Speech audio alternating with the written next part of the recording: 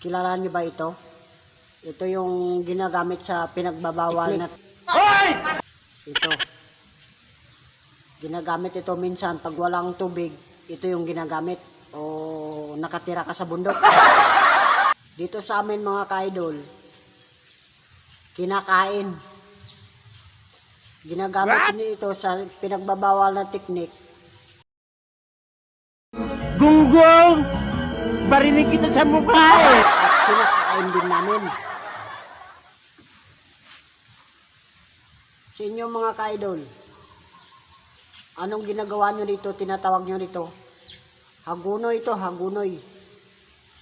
Hagunoy ito sa amin. Pero sa inyo, ewan ko kung anong tawag sa inyo ito. Sa amin itong hagunoy, kinakain. Hindi lang kinakain, ginagamit din ito pag walang tubig. Ito yung minsan tinatawag nilang pinagbabawal na teknik. Nasa damuhan, walang tubig, ito yung ginagamit. Pero sa akin hindi lang ito.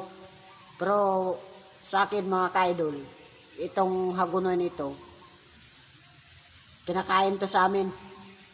Kakainin ko to para sa inyo mga ka-idol.